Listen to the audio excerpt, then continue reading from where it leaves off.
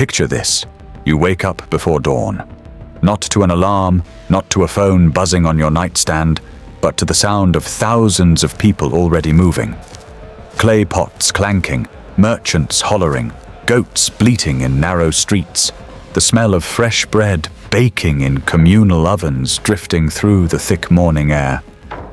You're not in New York. You're not in Rome. You're not even close. You're in Uruk. And it is the year 3200 BC. And let me tell you something. This place, it would blow your mind. Now I know what you're thinking. Ancient city? Probably just a bunch of huts and mud pits, right? Nah, not even close. Uruk wasn't just a settlement, it was the city. The first real city humanity ever built. The blueprint. The OG metropolis. Everything you associate with urban life, the hustle, the crowds, the social hierarchies, the markets, the politics, the art, it started right here, in the flat floodplains between the Tigris and Euphrates rivers, in what is today southern Iraq. Does that give you chills? Or what? So settle in, because we're about to walk the streets of the world's very first great city. And trust me, life in Uruk was way more complicated, way more fascinating, and way more human than you'd ever expect. Let's set the scene properly because context matters here. By 3200 BC, Uruk had somewhere between 40,000 and 80,000 people living within or around its walls.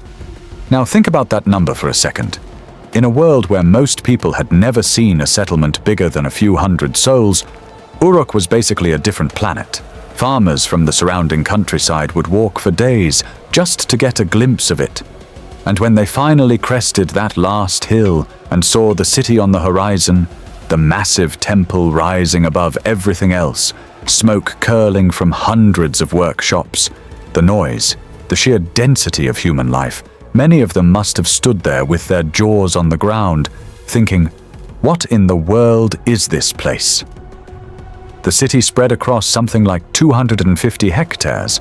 That's roughly 600 acres of continuous urban settlement.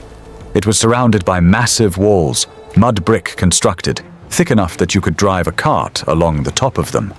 The walls weren't just for defense, they were a statement.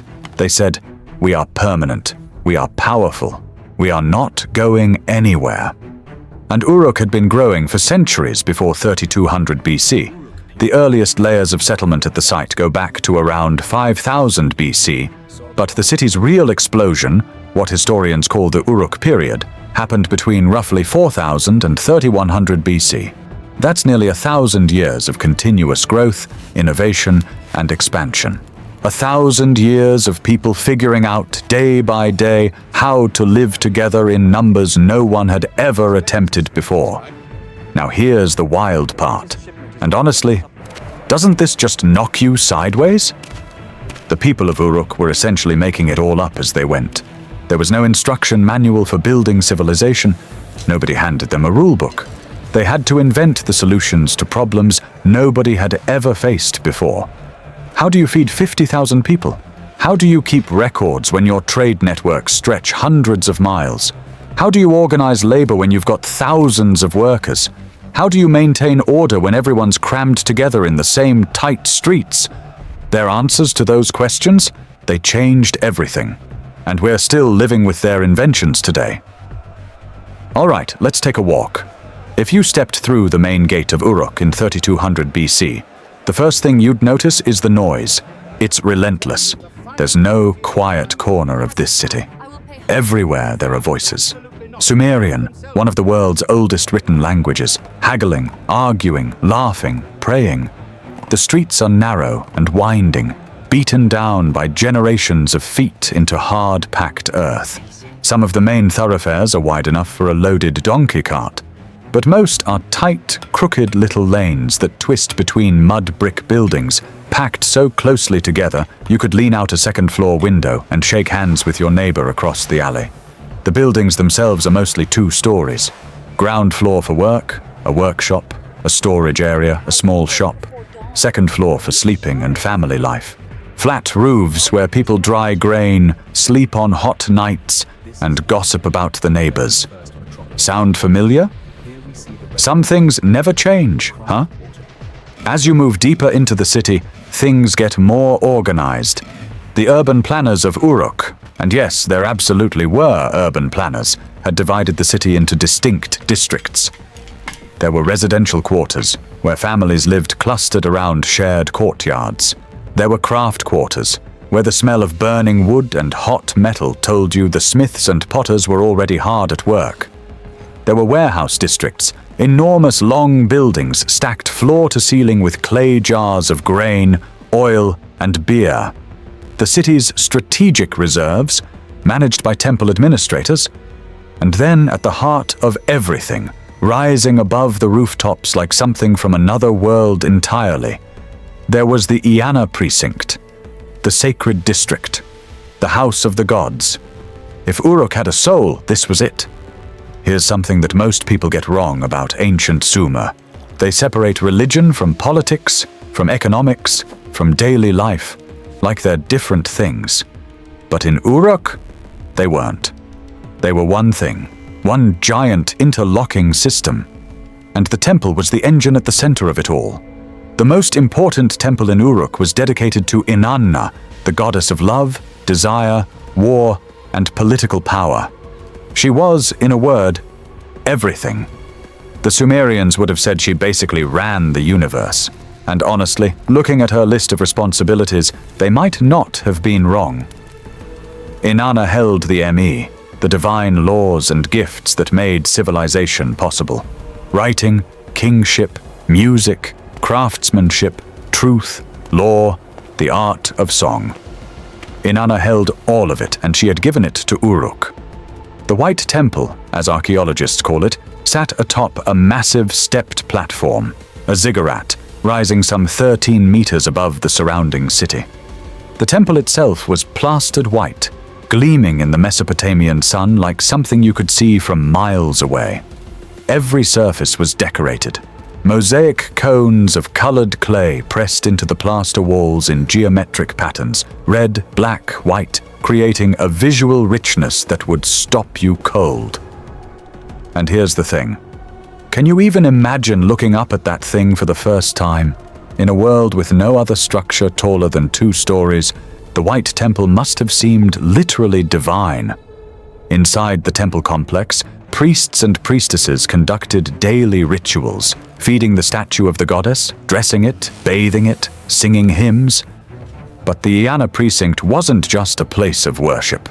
It was the economic and administrative heart of the entire city. The temple owned land, lots of it. Temple estates stretched for miles outside the city walls. Temple workers, farmers, herders, fishermen, weavers, worked that land in exchange for rations managed and distributed by the temple. The temple ran workshops where textiles were produced on an almost industrial scale. The temple managed the city's grain reserves. The temple organized long-distance trade expeditions that went hundreds, even thousands of miles, up into Anatolia, east into Iran, south toward the Persian Gulf. In other words, if you wanted to eat in Uruk, chances were pretty good that at some point in the chain, the temple was involved. Now, doesn't that make you think about the relationship between institutions and daily life? Crazy how some patterns just keep repeating throughout history, right? And here's where things get really, really interesting. With an economy this complex, thousands of workers, hundreds of thousands of rations, trade routes stretching across the ancient world, you can't just keep it all in your head. You need records. And the people of Uruk, faced with this exact problem, came up with one of the most consequential inventions in all of human history. They invented writing. Or more precisely, they invented the world's earliest known writing system, which scholars call Proto-Cuneiform, the direct ancestor of the cuneiform script that Sumerians, Babylonians, and Assyrians would use for the next 3,000 years. And the earliest tablets we have from Uruk, dating to around 3200 BC, aren't poetry or literature or philosophy. They're receipts, inventory lists, records of grain disbursements, wage accounts. Writing was invented to do accounting.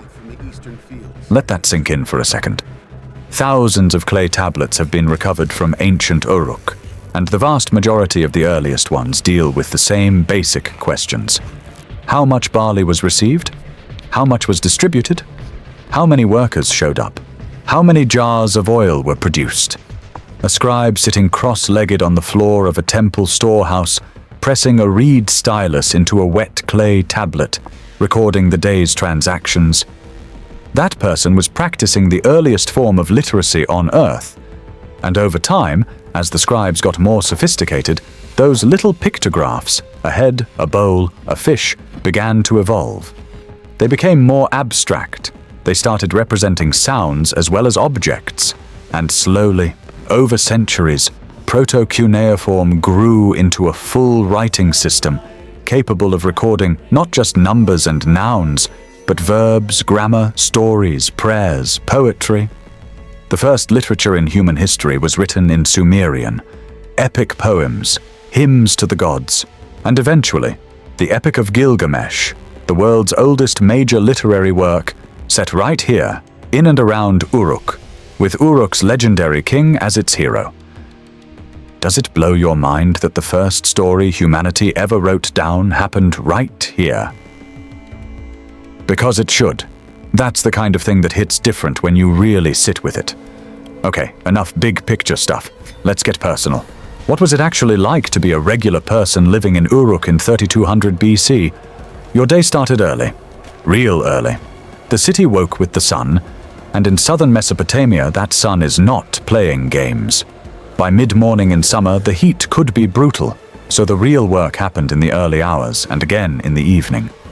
Midday was for shade, rest, and if you were lucky, a cup of cool beer. And yes, beer. Let's talk about beer for a minute, because it is absolutely central to life in ancient Uruk. The Sumerians were passionate, enthusiastic, practically devotional in their relationship with beer. They had multiple types, thick, grain-forward, often unfiltered, drunk through reed straws to avoid the sediment. Beer wasn't a luxury in Uruk, it was a basic ration. Temple workers received daily allocations of beer as part of their wages. There were beer songs, beer prayers, even a goddess of beer named Ninkasi, who had a hymn dedicated to her that doubled as a brewing recipe. Now that's a culture that had its priorities straight, wouldn't you say? Bread was the other staple. Flatbreads mostly, baked in communal ovens or on hot stones. Lentils, onions, garlic, leeks. The vegetable garden of Mesopotamia was surprisingly rich. Fish from the rivers and marshes. Dates from the palm groves that lined the canals. The diet wasn't glamorous, but it was sufficient, and in a good year, it was actually pretty varied. Now here's a question worth sitting with. What did an average morning in Uruk look like for a regular family?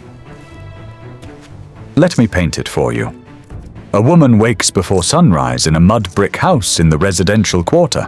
Her husband is already up. He works at a temple workshop, making the cone mosaics that decorate the sacred buildings. She gets the fire going, starts the bread, checks the grain storage in the back room.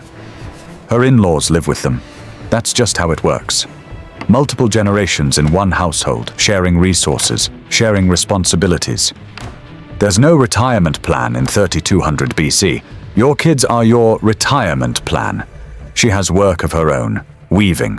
Uruk was famous for its textile production. Wool cloth woven on upright looms traded across the ancient world.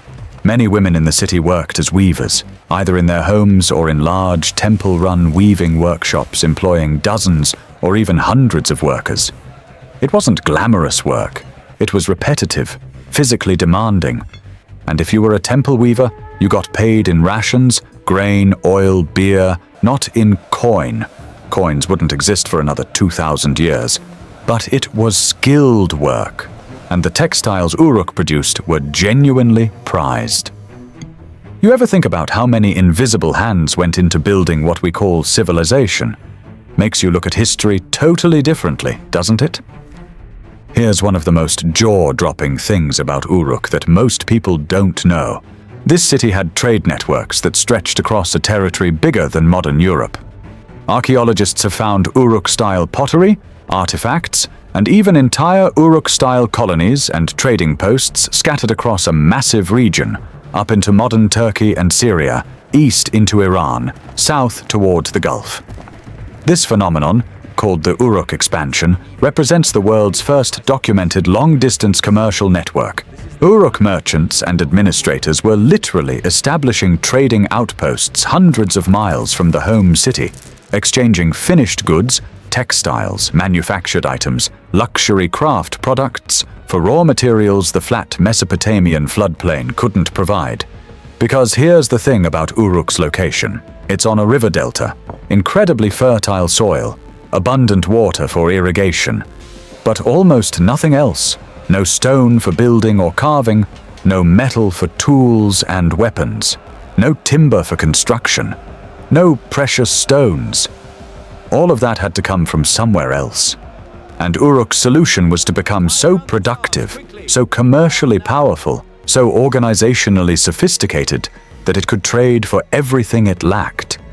Caravans of donkeys set out from Uruk's gates loaded with trade goods, bolts of fine wool cloth, copper tools, finished pottery, and returned weeks or months later with obsidian from the volcanic highlands of Anatolia, lapis lazuli from the mountains of Afghanistan, cedarwood from Lebanon, carnelian beads from India. Doesn't that kind of put the ancient world in a new light? These folks were more connected than we give them credit for. And all of that movement, all those goods, all those merchants, all those transactions had to be recorded, tracked, managed. Which brings us back to writing, back to the temple administrators, back to those clay tablets being pressed in the storehouses. Everything connected, everything part of the same system. Now here's a question historians have wrestled with for decades. Who actually ran Uruk? In the early period, the answer seems to have been the temple. The head of the temple, likely a figure combining priestly and administrative authority, appears to have been the most powerful person in the city.